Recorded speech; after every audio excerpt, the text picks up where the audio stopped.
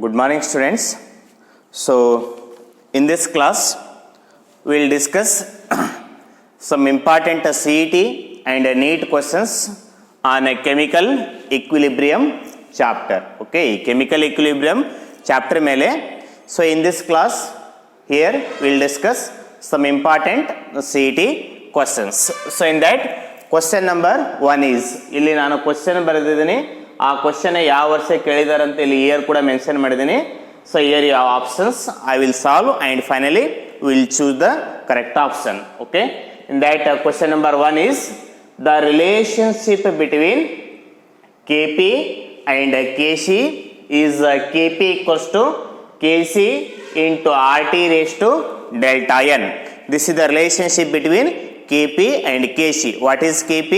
Equilibrium constant in terms of partial pressure is KP and in terms of molar concentration is KC. ಈ ಎರಡು ಕೂಡ relationship ಕೊಟ್ಟಿದ್ದಾರೆ. KP equals to KC into RT raised to delta n. So next ಏನು question ಇದೆ ನೋಡಿ. What would be the value of delta n for the following chemical reaction?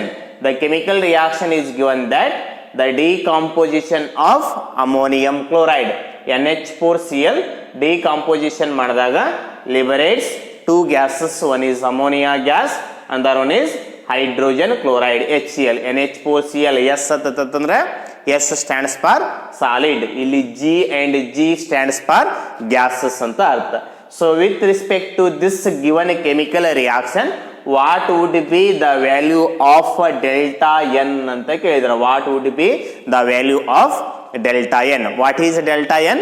It is the difference in the number of moles of products and number of moles of reactants. Therefore the delta n is expressed as delta n equals to ಯಾವ ರೀತಿ ಬರೀತೀರಿ?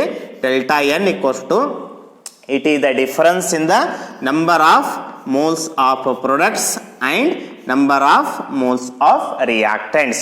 Delta n equals to Np minus Nr. What is Np? Total number of moles of products. What is Nr? Total number of moles of reactants in the given chemical reaction. Therefore ಇಲ್ಲಿ ಎಷ್ಟು products ಇದಾವೆ ನೋಡಿ, 1 mole of ammonia plus 1 mole of hydrogen chloride. Therefore value of Np equals to ಎಷ್ಟು ಅಂತ ಆಗುತ್ತೆ? Therefore value of Np equals to is what? 2 moles. ಅದೇ ರೀತಿ what is Nr? Number of moles of reactants. Here you have the 1 mole of ammonium chloride. Therefore what is the value of Nr? Value of Nr equals to ಎಷ್ಟು ಅಂತ ಆಗುತ್ತೆ? This is just what? 1 mole of ammonium chloride. Np is 2 minus Nr is 1. Therefore the value of delta n 2 minus 1 equals to ಎಷ್ಟು ಅಂತ ಆಗುತ್ತೆ? 1. Therefore which option is correct? Therefore option A is correct. Therefore option A is correct for question number 1. So simple question. It is asked in the year of 2018 in a KCET examination. Therefore the value of delta n equals to 1. Hence first option is correct for question number 1.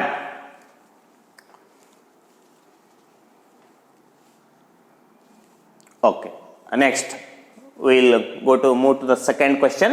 The second question is the acidity of BF3, that is boron trifluoride, can be explained based on which theory ಅಂತ ಕೇಳಿದ್ದಾರೆ. The acidity of boron trifluoride can be explained on the basis of which of the following concept ಅಥವಾ which of the following theory. ಈ acid base ಥಿಯರಿಯನ್ನು explain ಮಾಡೋದಕ್ಕೆ we have various concepts ಅಥವಾ we have various acid base theories. So Lewis acid base concept ಇದೆ, Arrhenius acid base concept ಇದೆ, Bronsted-Lowry acid base concept ಇದೆ. So ಈ boron trifluoride it is an acidic in nature ಅಂತ already ಕೊಟ್ಟಿದ್ದಾರೆ. So the boron trifluoride is acidic in nature. This acidity ಅಥವಾ acidic property of boron trichloride, ಈ boron trifluoride is explain on the basis of which theory? Arrhenius ಥಿಯರಿನೋ, Lewis ಥಿಯರಿನೋ, Bronsted Lowry ಥಿಯರಿನೋ ಅಥವಾ Bronsted Lowry as well as Lewis theory ಮೇಲೆ explain ಮಾಡೋಕ್ಕಾಗುತ್ತೆ ಅನ್ನೋ ಅಂತ ಕೇಳಿದ್ದಾರೆ. So for this here you can consider a chemical reaction, that is just what? So reaction between is what? Ammonia plus is what? Boron trifluoride. So in this chemical reaction the lone pair of the electrons which are present on the nitrogen atom, it means that here ammonia has ability to give lone pair of electrons, athwa ammonia has a tendency to donate pair of electrons, whereas boron trifluoride has ability to accept a lone pair of electrons. Therefore ಇದನ್ನ ತಾವೇನಾದರೂ reaction ಬರೆದಾಗ loan pair of the electrons ಬಿಟ್ಟು ಕೊಟ್ಟಾಗ ಇದ್ರ ಮೇಲೆ positive charge generate ಆಗುತ್ತೆ. Next here the bonding takes place between these two species. Therefore in this chemical reaction ammonia donates a lone pair of electrons and boron trifluoride accept a lone pair of electrons. Therefore according to Lewis theory ಅಥವಾ according to the Lewis concept, so acids are lone pair of acceptors, ಅದೇ ರೀತಿ bases are lone pair of donors. ಯಾವುದು lone pair of the electrons ಕೊಡ್ತಾವಲ್ಲ ಅವುಗಳನ್ನು Lewis base ಅಂತ ಕರಿತೀರಿ.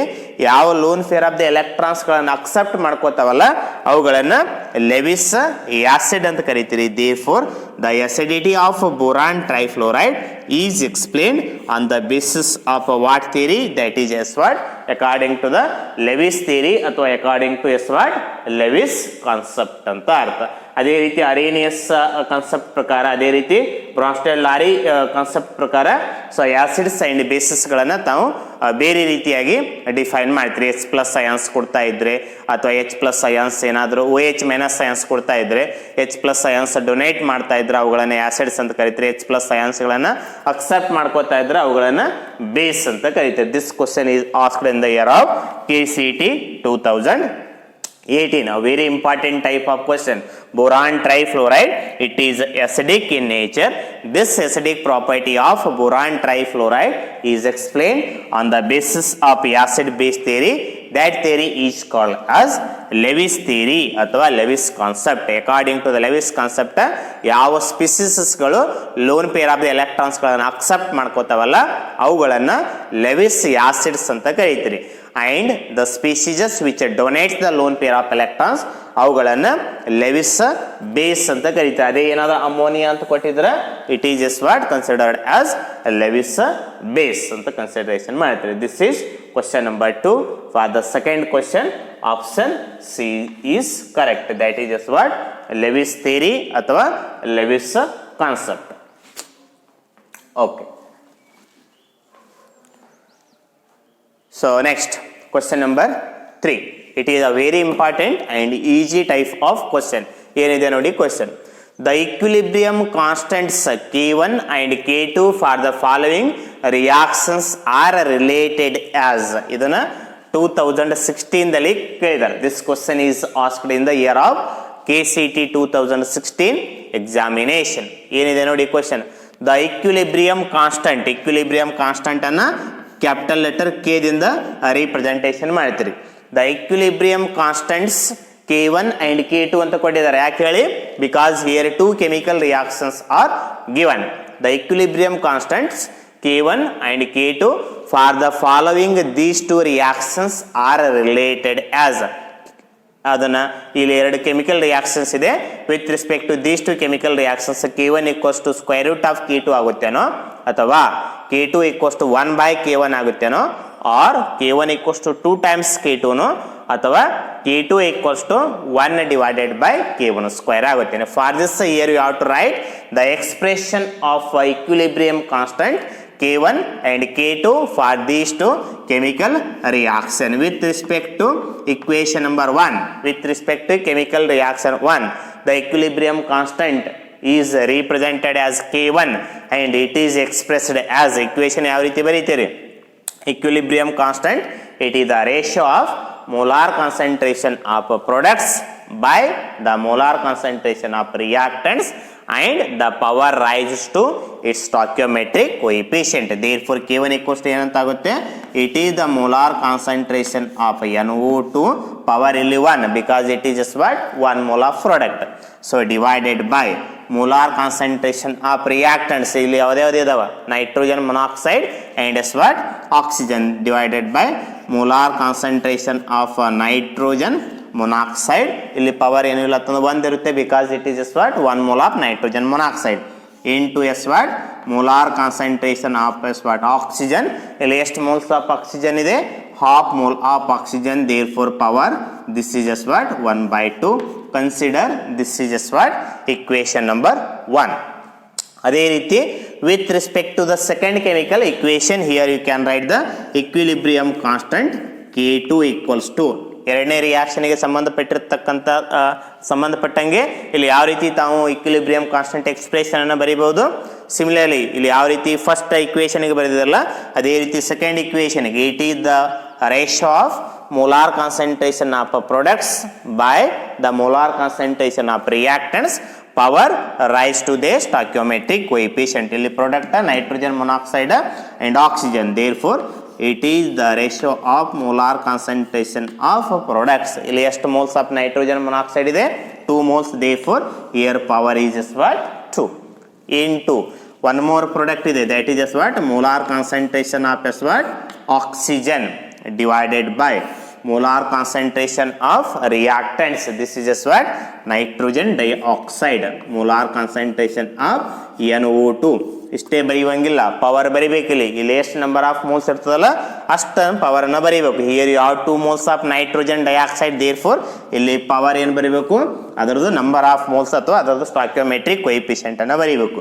Consider this is equation number 2. So these two are the equilibrium constant expressions for equation number 1 ಅಥವಾ for the chemical reaction 1 and for the chemical reaction 2. ಈ K1 and K2 ಇಲ್ಲಿ expression ಅನ್ನು ತಾವು ಬರೆದಿದ್ದೀರಿ.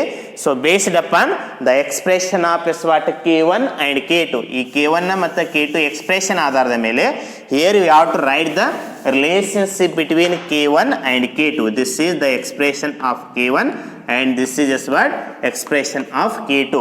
Based upon the careful observation of both expression number 1 and second expression, here we have to relate the relationship between K1 and K2. ಇದನ್ನ expression ಬರೆಯಕ್ಕೆ ಹೇಳಿಲ್ಲ ಅವರು. ಈ ಎರಡು K1 ಮತ್ತು K2 equilibrium constant with respect to first reaction and with respect to the second reaction ಏನು relation ಆಗುತ್ತೆ ಅಂತ ಕೇಳಿದ್ದಾರೆ. So if you observe carefully both the K1 expression and K2 expression, it is just what reciprocal. K2 equals to reciprocal of K1 ಅಂತ ಆಗುತ್ತೆ. Because ಇಲ್ಲಿ K2ದಲ್ಲಿ ನೋಡಿ, so ಇಲ್ಲಿ K1ದಲ್ಲಿ ಇರ್ತಕ್ಕಂಥ ಎಲ್ಲ ಕಾಂಪೊನೆಂಟ್ಸ್ ರಿವರ್ಸ್ ಇದೆ. ನೈಟ್ರೋಜನ್ ಡೈಆಕ್ಸೈಡಲ್ಲಿ ನ್ಯೂಮಿನೇಟರ್ದಲ್ಲಿದೆ K1 ಎಕ್ಸ್ಪ್ರೆಷನ್ದಲ್ಲಿ, ವಿರಾಸ್ K2 ಎಕ್ಸ್ಪ್ರೆಷನ್ದಲ್ಲಿ ನೈಟ್ರೋಜನ್ ಡೈಆಕ್ಸೈಡ್ ಡಿನಾಮಿನೇಟರ್ ಎಕ್ಸ್ಪ್ರೆಷನ್ದಲ್ಲಿ ಇದೆ. ಅದೇ ರೀತಿ ಇಲ್ಲಿ ನೈಟ್ರೋಜನ್ ಮೊನಾಕ್ಸೈಡ್ ಆ್ಯಂಡ್ ಆಕ್ಸಿಜನ್ ಡಿನಾಮಿನೇಟರ್ದಲ್ಲಿ ಇರೋದು K2 ಎಕ್ಸ್ಪ್ರೆಷನ್ದಲ್ಲಿ ನೈಟ್ರೋಜನ್ ಮೊನಾಕ್ಸೈಡ್ ಆ್ಯಂಡ್ ಆಕ್ಸಿಜನ್ ನ್ಯೂಮಿನೇಟರ್ದಲ್ಲಿ ಇದೆ. ದೇರ್ಫೋರ್ ಇಲ್ಲಿ ತಾವು ಫಸ್ಟ್ ಒಂದು ಕಂಡೀಷನ್ ಏನು ಬರೀಬಹುದು?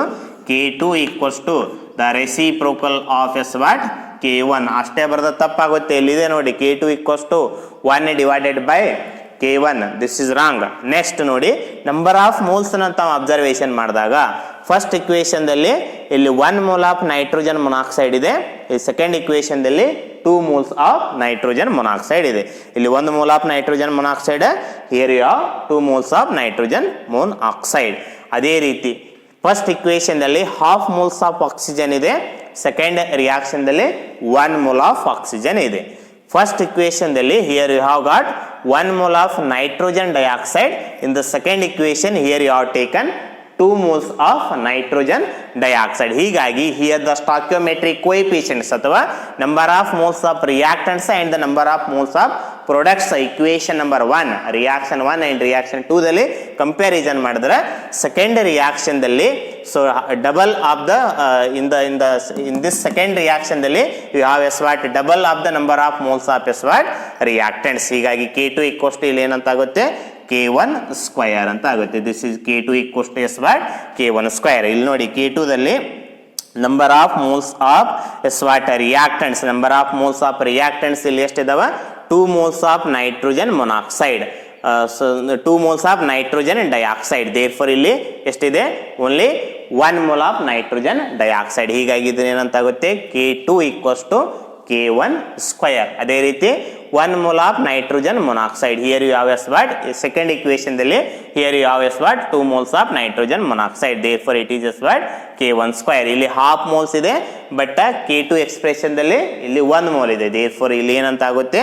K2 equals to 1 divided by K1 square. Therefore, which option is correct? K2 equals to 1 divided by K1 square. Therefore, option D is correct for question number 3. This is a very important type of question. Only first here you have to write both expressions of K1 and K2. Next here you have to relate the relationship between K1 and K2.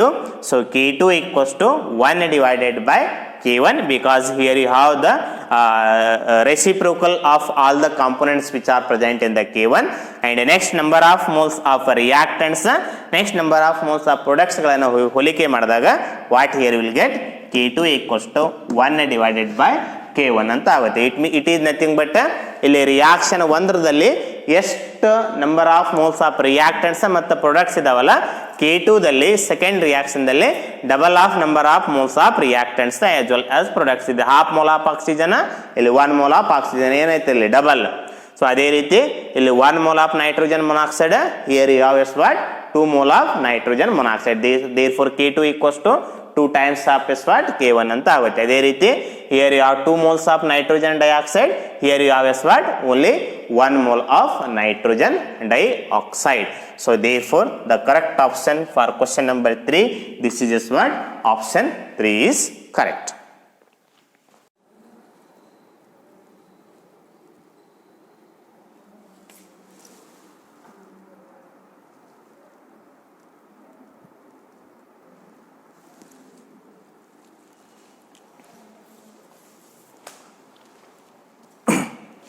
So next question number 4. The fourth question is the conjugate base of H2PO4 minus is. ಈ ಮೂರು questions 2013 KCET examination ನಲ್ಲಿ ಕೇಳಿದ್ದಾರೆ. So ಏನಿದೆ? What is question number 4? The conjugate base of H2PO4 minus is. H2PO4 minus ಇದರದ್ದು conjugate base ಅಂತ ಕೇಳಿದ್ದಾರೆ. So you already know ಥಿಯರಿದಲ್ಲಿ ನಾನು ಆಲ್ರೆಡಿ ಎಕ್ಸ್ಪ್ಲನೇಷನ್ ಮಾಡಿದ್ದೀನಿ. To get conjugate base from an acid ಏನು ಮಾಡಬೇಕು? You have to remove 1 proton ಅಥವಾ 1 hydrogen ತೆಗಿಬೇಕು. To get acid from its conjugate base you have to add 1 proton, you have to add 1 H plus ion. ಇಲ್ಲಿ acid ಕೊಟ್ಟಿದ್ದಾರೆ, they asked its conjugate base. ಇದದು conjugate base. ಒಂದು conjugate base ಅನ್ನು ಪಡೆದಕ್ಕೆ here what you have to do? Here you have to remove what? 1 hydrogen atom ಅಥವಾ ಒಂದು hydrogen ion ಅನ್ನು ತೆಗಿಬೇಕು. ಇದರಾಗಿಂದ ಒಂದು ಹೈಡ್ರೋಜನ್ ಆಟಮ್ ಅನ್ನು ತೆಗೆದಾಗ H2 ಇರೋದೇನಂತ ಆಗುತ್ತೆ? H. Next PO4 already minus ಇದೆ, ಒಂದು ಪ್ರೋಟಾನ್ ಅನ್ನು ತೆಗೆದಾಗ next it is is what? 1 more minus. Therefore it is also written as ಯಾವ ರೀತಿ ಬರೀತೀರಿ? HPO4 2 ಮೈನಸ್ ಅಂತ ಬರೀತೀವಿ. Therefore conjugate base of this H2PO4 minus is ಏನಂತಾಗುತ್ತೆ? HPO4 2 minus. HPO4 2 minus is conjugate base of this corresponding acid. ಯಾವುದಿದೆ ನೋಡಿ? HPO4 2 minus. ಹೀಗಾಗಿ second option ಅಥವಾ option B is correct for question number 4. Fourth ಕ್ವಶನ್ಗೆ option B ಸರಿಯಾಗಿರ್ತಕ್ಕಂಥ ಉತ್ತರ ಆಗುತ್ತೆ. So ನೀವು ಸೊಲ್ಯೂಷನ್ ಏನಾದರೂ ಬರ್ಕೋದಾದರೆ you can pause the video and you can note down the solution. Okay, next we will move to the next question, that is question number 5. Very easy and important type of question. So that is just what question number 5. ನೋಡಿ ಏನಿದೆ question. So first ನಾನು ಇದನ್ನು ಲೆಂಗ್ದಿಯಾಗಿ solve ಮಾಡ್ತೀನಿ ಅಂತ, later I will tell how to identify the option within 10 seconds. Okay, so question number 5 is the pH of 10 to the power minus 8 molar hydrogen chloride solution is. You have been given 10 to the power minus 8 molar concentrated hydrogen chloride solution. ಅದರ pH value ಎಷ್ಟು ಅಂತ ಕೇಳಿದ್ದಾರೆ. ಇದನ್ನು 10 to the power -8 ಅದನ್ನೇ ತಾವು you can also write in the decimal point 0.00000 so 1 ಅಂತ ಕೂಡ ತಾವು ಬರೀಬಹುದು. ಸೊ ದೇರ್ಫೋರ್ ಅದನ್ನೇ ಸೊ 0. ಡೆಸಿಮಲ್ ಪಾಯಿಂಟ್ಸ್ದಲ್ಲಿ ಇರೋದನ್ನ ಇಲ್ಲಿ ಆಲ್ರೆಡಿ ತಮಗವರು 10 to the power ರೂಪದಲ್ಲಿ ಎಕ್ಸ್ಪ್ರೆಷನ್ ಮಾಡಿ ಕೊಟ್ಟಿದ್ದಾರೆ. Concentration of the hydrogen chloride solution what is its pH value ಅಂತ ಕೇಳಿದ್ದಾರೆ. So 10 to the power -8 molar HCl means what? So this hydrogen chloride, so on dissociation gives us what? H plus ion plus is what? Cl minus ion. First ನಾನು ನೀಟಾಗಿ solve ಮಾಡ್ತೀನಿ. later I will tell the hint how to identify, how to select the correct option, so without solving like this lengthy process. Okay, this hydrogen chloride on ionization ಅಥವಾ dissociation gives 1 H plus ion plus 1 Cl minus ion. 1 hydrogen ion ಒಂದು chloride ion ಬರುತ್ತೆ. 10 to the power -8 molar HCl means here the concentration of H plus ion is given, that is what? 10 raised to -8 molar concentrated solution anta artha. They asked to find out pH of this hydrogen chloride solution. So you know the formula used to calculate the pH of a solution enide heli?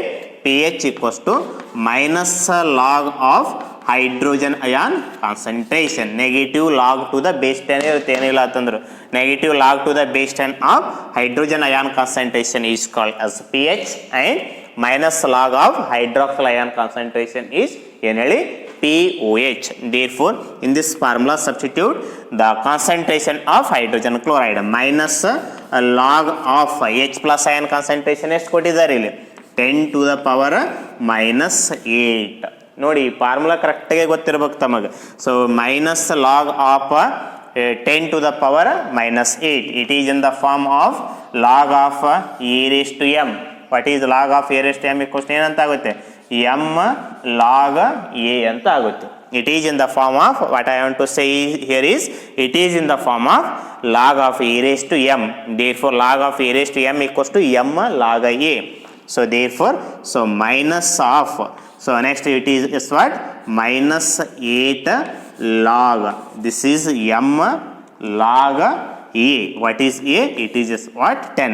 Minus into minus, it is just what? Plus. So that is 8 log 10. The value of log 10 is 1.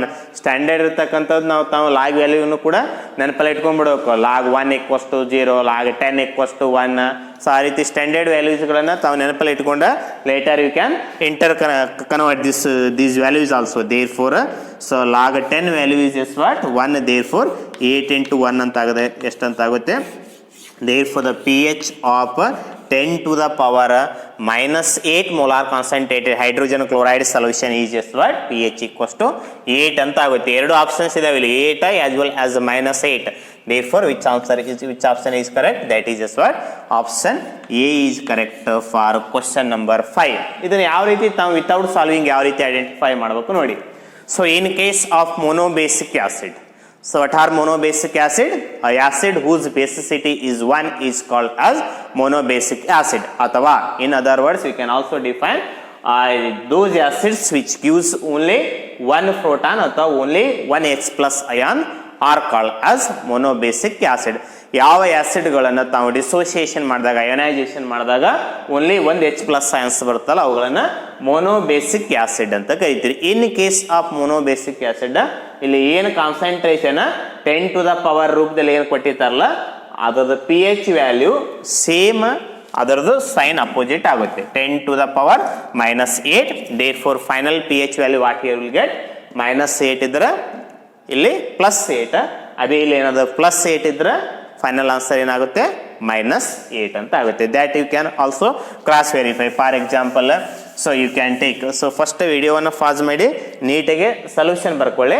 So ಇದನ್ನು ತಮಗೆ cross verify ಮಾಡೋದಕ್ಕೆ ನಾನೇನು ಹೇಳಿದೆ ಇಲ್ಲಿ 10 to the power ಏನು ಕೊಟ್ಟಿತ್ತಲ್ಲ ಇದನ್ನೇನು power ಇರ್ತದಲ್ಲ pH value ಅದರದ್ದೇ ಸೇಮ್ ವ್ಯಾಲ್ಯೂ ಸೈನ್ ರಿವರ್ಸ್ ಆಗುತ್ತೆ ಅಂತ ಹೇಳಿದೆ. -8 ಇದ್ರೆ +8, +8 ಇದ್ರೆ -8, ಇಲ್ಲಿ -4 ಇದ್ರೆ pH ಈಸ್ +4. ಇಲ್ಲಿ 10 to the power +4 ಏನಾದರೂ pH value 10 to the power +4 ಇದ್ರೆ pH ವ್ಯಾಲ್ಯೂ ಇಸ್ -4. ಅದಕ್ಕೊಂದು ನಾವು ಇನ್ನೊಂದು ಎಕ್ಸಾಂಪಲ್ ಅನ್ನು ತಗೊಳ್ಳಿ. Suppose if you have given that is just what 10 to the power 4 molar hydrogen chloride. This is applicable in case of only monobasic acid, not other type of acids. Dibasic acid idre alli so next into 2 ಮಾಡಬೇಕಾಗುತ್ತದೆ. Tribasic acid idre ಈ concentration into 3 ಮಾಡಬೇಕಾಗುತ್ತೆ.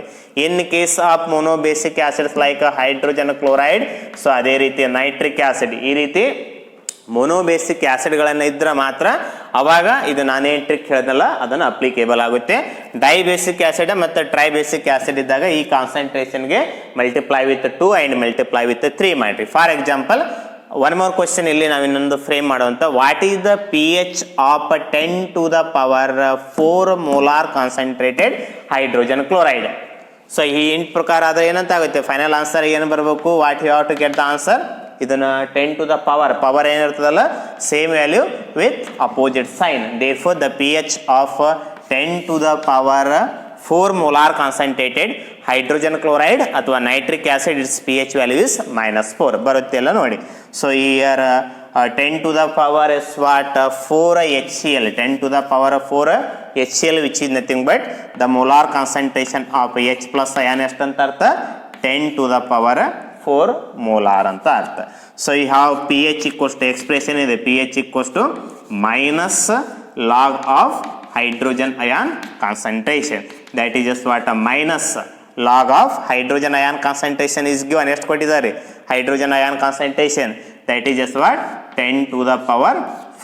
so it is in the form of log of a raised to m. log of a raised to m equals to ಏನು ಹೇಳಿ m log a minus as it is same m is this is just what 4 into log a, that is just what log 10. so the value of log 10 is just what 1, therefore -4 into 1 ಅಂತ ಆದಾಗ so ಏನಾಗುತ್ತೆ -4. therefore pH of 10⁴ molar concentrated hydrogen chloride ಇಲ್ಲಿ ಏನು 10⁴ ಏನಿದೆ ಅಲ್ಲ same value with this what opposite sign. ಈ ರೀತಿಯಾಗಿ in case of only monobasic acids like hydrogen chloride and nitric acid, ಅಥವಾ you can take others organic acids like formic acid ಅಥವಾ acetic acid, ಈ ರೀತಿ ಏನಾದರೂ monobasic acids ಏನಾದರೂ ಕೊಟ್ಟಿದ್ರೆ in case of monobasic acid ಅಲ್ಲಿ 10⁴ ಏನಿರ್ತದಲ್ಲ same pH it's pH value same value with opposite sign ಬರೆದ್ರೆ ಆಯಿತು. 10⁻⁸ ಇರೋದ್ರಿಂದ it's pH value is +8. 10⁴ molar concentrated hydrogen chloride its pH value is just what -4. ಈ ರೀತಿಯಾಗಿ ತಾವು ಡೈರೆಕ್ಟ್ ಆಪ್ಷನ್ ಚೂಸ್ ಮಾಡಬಹುದು without solving like this lengthy process. this is just what question number 5. so this question is also asked in the year of KCET 2013 examination. next we will move to the question number 6. ಆರನೇ question ಏನಿದೆ ನೋಡಿ. so question number 6, which of the following is neutral buffer ಅಂತ ಕೇಳಿದ್ದಾರೆ. Last ಕ್ಲಾಸ್ದಲ್ಲಿ ನಾವು ಥಿಯರಿಯನ್ನು discussion ಮಾಡುವಾಗ we discussed what are buffer solution. ಆ ನ್ಯೂಟ್ರಲ್ ಬಫರ್ ಐಡೆಂಟಿಫೈ ಮಾಡೋಕ್ಕಿಂತ ಮುಂಚೆ what are buffer solution which restricts the change in pH on addition of less amount of acid or base to it ಅಂತ ಸೊಲ್ಯೂಷನನ್ನು ತಾವೇನಂತ ಕರಿತೀರಿ, buffer solution ಅಂತ ಕರಿತೀರಿ. ಇಲ್ಲಿ ಕೊಟ್ಟಿರ್ತಕ್ಕಂಥ ಎಲ್ಲ ಸೊಲ್ಯೂಷನ್ಸ್ಗಳಲ್ಲಿ ಯಾವುದು ನ್ಯೂಟ್ರಲ್ ಬಫರ್ ಸೊಲ್ಯೂಷನ್ಗೆ ಎಕ್ಸಾಂಪಲ್ ಆಗುತ್ತೆ ಅಂತ ಕೇಳಿದ್ದಾರೆ. ನಾವು ಥಿಯರಿ ಹೇಳುವಾಗ I explained only acidic buffer solution and basic buffer solution. What are acidic buffer solution and what are basic buffer solution ಅದನ್ನು ನಾನು ಎಕ್ಸ್ಪ್ಲೇನ್ ಮಾಡಿದ್ದೀನಿ. So before attending question number 6 here will go through the question number 7 because this concept is already explained in the theory part. An example for acidic buffer solution is, so the buffer solutions are classified into 3 types as acidic, basic and neutral. theory ಹೇಳುವಾಗ 2 types ಅನ್ನು explain ಮಾಡಿದ್ದೀನಿ, acidic buffer solution and what basic buffer solution. acidic buffer solution means what, ಅದೇ ರೀತಿ basic buffer solution means what, next ಅದೇ ರೀತಿ neutral buffer solution means what. ನೋಡಿ acidic buffer solution, basic buffer solution and neutral buffer solution. so acidic buffer solution, it is a mixture of weak acid and its salt with what strong base. ಅಲ್ಲಿ shortcut ಬರೀತೀನಿ ಕರೆಕ್ಟಾಗಿ ಕೇಳ್ಕೊಳ್ಳಿ. acidic buffer solution, it is an mixer of weak acid. ಒಂದು component, ಆ ಮಿಕ್ಸರ್ದಲ್ಲಿ ಒಂದು component ಯಾವ್ದು ಹೇಳಿ? Weak acid. ವೆರಿ ಇಂಪಾರ್ಟೆಂಟ್, ಕರೆಕ್ಟಾಗಿ ಕೇಳಬೇಕು. Weak acid. ನೆಕ್ಸ್ಟ್ ಅದೇ ವೀಕ್ ಆಸಿಡ್ ಸ್ಟ್ರಾಂಗ್ ಬೇಸ್ ಜೊತೆಗೆ ರಿಯಾಕ್ಷನ್ ಮಾಡಿದಾಗ ಏನು ಸಾಲ್ಟ್ ಬರ್ತಲ್ಲ, ಇನ್ನೊಂದು ಕಾಂಪೊನೆಂಟ್, ಅದನ್ನು salt of that particular weak acid ಇರುತ್ತೆ. ಅದೇ ರೀತಿ what is the basic buffer solution? It is an mixer of weak base plus its salt with S what? Strong acid is called as basic buffer solution. Basic buffer solution, it is a mixture of weak base plus its salt with strong acid. ಆ ಒಂದು weak base ಅನ್ನ strong acid ಜೊತೆಗೆ reaction ಮಾಡಿದಾಗ ಏನು salt ಬರ್ತಲ್ಲ, that is one more component. Similarly, neutral buffer solution, it is a mixture of weak acid plus S what? Weak base. ಇದನ್ನ simple ಆಗಿ ತಾವು ಅರ್ಥ ಮಾಡ್ಕೋಬಹುದು. ಮಿಕ್ಸರ್ ಆಫ್ ಒಂದು ವೀಕ್ ಆಸಿಡ್, ಆ ಮಿಕ್ಸರ್ದಲ್ಲಿ ಇನ್ನೊಂದು ಕಾಂಪೊನೆಂಟ್ ಯಾವ್ದು ಹೇಳಿ? ವೀಕ್ ಬೇಸ್ ಇದ್ರ ಅಂತಹ ಬಫರ್ ಸೊಲ್ಯೂಷನ್ ಅನ್ನ ತಾವೇನಂತ ಕರಿತೀರಿ? ನ್ಯೂಟ್ರಲ್ ಬಫರ್ ಸೊಲ್ಯೂಷನ್ ಅಂತ ಕರಿತೀರಿ. ಬೇಸ್ಡ್ ಅಪಾನ್ ದಿಸ್ ಎಕ್ಸ್ಪ್ಲನೇಷನ್ ತಾವು ನೀಟಾಗಿ ವಿಡಿಯೋ ಪಾಸ್ ಮಾಡಿ ಕರೆಕ್ಟಾಗಿ ಬರ್ಕೊಳ್ಳಿ. Acidic buffer solution equals to it is the mixer of weak acid plus its salt with strong base. ಅದೇ ರೀತಿ ಇವು ಎರಡಕ್ಕೂ ಕೂಡ ತಾವು ಕರೆಕ್ಟಾಗಿ ಬರ್ಕೊಡ್ರಿ. Okay. Based upon this explanation, now you can easily identify the correct options in question number 6 as well as in question number 7. Question number 7 ಏನಿದೆ ನೋಡಿ? An example of acidic buffer solution is, acidic buffer solution, it is a mixture of weak acid and its salt with strong base. At least ಅದನ್ನು ತಮಗೆ ಗೊತ್ತಿರಬೇಕು. weak acid, strong acid ಮತ್ತು weak base, strong base, ಅವುಗಳನ್ನು ಯಾವುದಕ್ಕಂತ ಕರಿತೀರಂತ ಅದನ್ನು ಗೊತ್ತಿದ್ರೆ ಮಾತ್ರ so you can attend this one. ಎಲ್ಲ ಆರ್ಗ್ಯಾನಿಕ್ ಆ್ಯಸಿಡ್ಸ್ಗಳನ್ನು ವೀಕ್ ಆ್ಯಸಿಡ್ಸ್ ಅಂತ ಕರಿತೀರಿ, ಇನ್ನು ಆರ್ಗ್ಯಾನಿಕ್ ಆ್ಯಸಿಡ್ಸ್ಗಳನ್ನು ಸ್ಟ್ರಾಂಗ್ ಆ್ಯಸಿಡ್ಸ್ ಅಂತ ಕರಿತೀರಿ. Alkali metals so and alkaline earth metals are as strong base, ಅವುಗಳನ್ನು ಬಿಟ್ಟು so alkali metals strong base, alkaline earth metals are less basic as compared to the alkali metal hydroxides.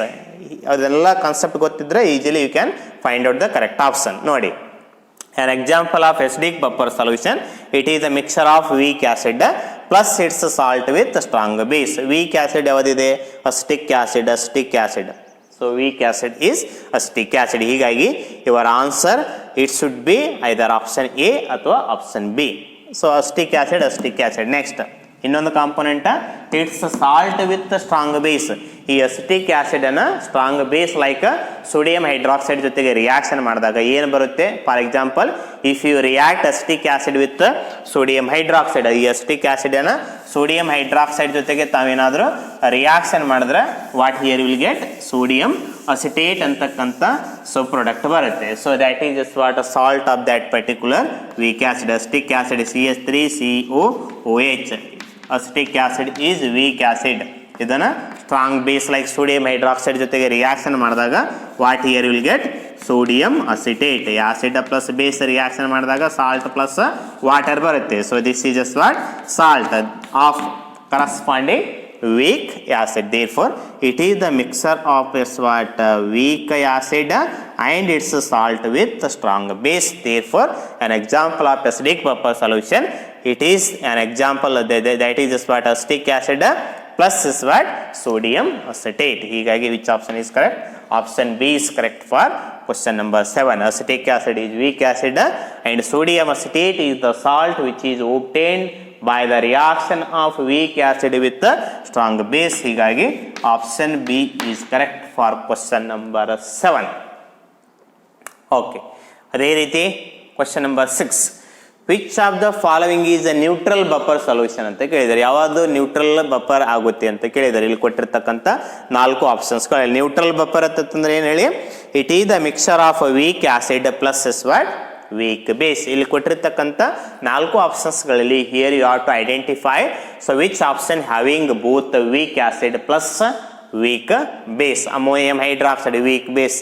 Next ammonium chloride, that is just what? salt of the weak acid with the it is the ammonium hydroxide is just what? a weak base. next ammonium chloride, it is the salt of weak base which is obtained by the reaction with the strong acid. strong acid ಜೊತೆಗೆ reaction ಮಾಡಿದಾಗ ಆ salt ಬರುತ್ತೆ. ಹೀಗಾಗಿ option A is rolled out. Next option so B ಏನಿದೆ ನೋಡಿ, acetic acid plus sodium acetate. Acetic acid plus sodium acetate, weak acid and its salt with stronger base. It is an example of as what? Acidic buffer solution. ಹೀಗಾಗಿ option B ಕೂಡ rolled out. Next option C, acetic acid plus ammonium hydroxide. Acetic acid is just what? A weak acid, CH3COOH. This is just what? Weak acid. Next, plus ammonium hydroxide,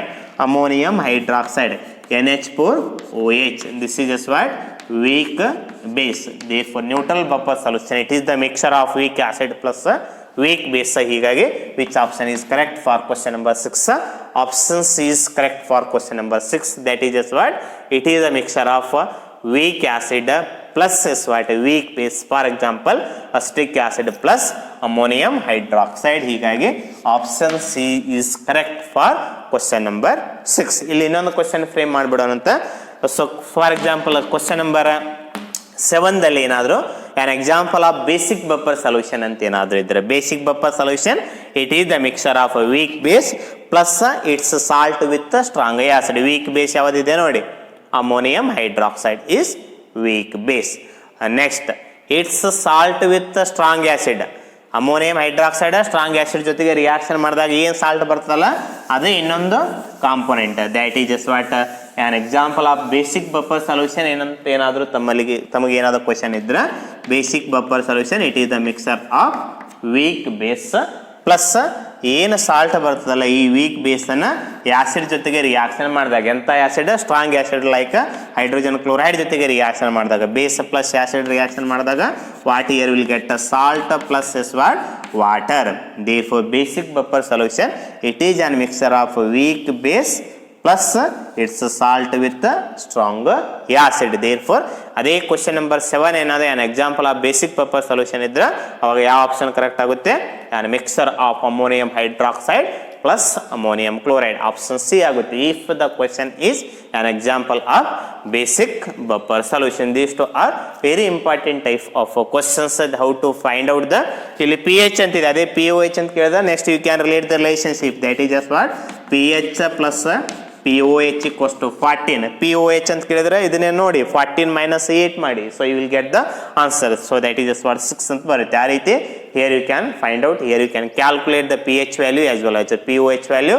So here you can identify the which is the acidic, basic as well as neutral buffer solution. These are the 7 important questions. Okay, in the next class we will discuss the remaining questions on equilibrium chapter. Okay, thank you.